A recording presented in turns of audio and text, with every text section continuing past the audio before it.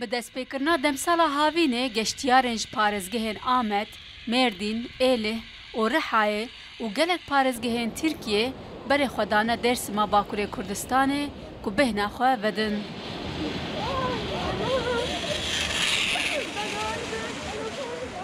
Di geşta xwe de serdana cihên wek Qada Seyid Riza, Parka Niştimaniya Geliyê Munzurê û gelek cihên din ên nîşaneya çanda herêmê dikin.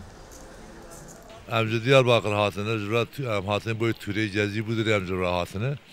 Em vira zaten ilk hedefime Dersim'i, Dersim tarihi Pırmezini,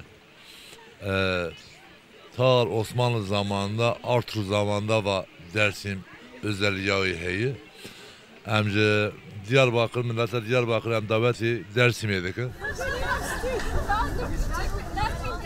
Geştiyarên ku ji parêzgehên Tirkiye hatine vê derê jî li beramber dîmenên dilrevên kêfxweş dibin û dibêjin. Li gel xwezaya Dêrsimê çanda wê jî ji bo wan balkêş e. Dersim'e ilk kez geliyorum ben. Ben Merzifonluyum. Carekê ez têm ji Merzifonê me.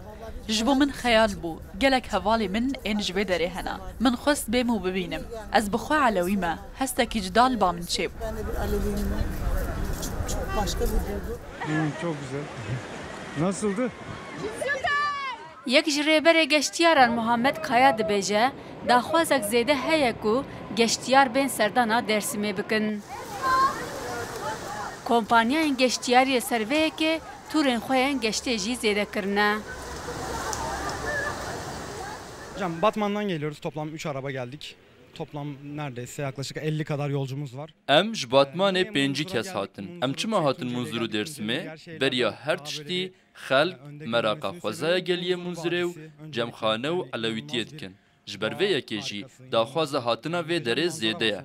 Ez û geştiyaran em gelekî kêfxweş bûn bi hatina vê derê. Ve farklı bir kültüre, inanca sahip olduğu için insanlar Cemevi'ni gerçekten merak ediyor. Aleviliği merak ediyor.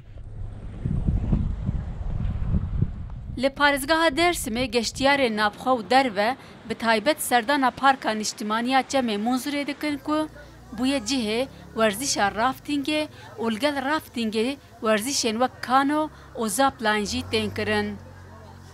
Li gor amarên Rêveberiya Çand û Geştiyariye ya Dêrsimê sala borî di nav 10 mehan de nêzîkî 2 milyon geştiyaran serdana parêzgehê kiribûn.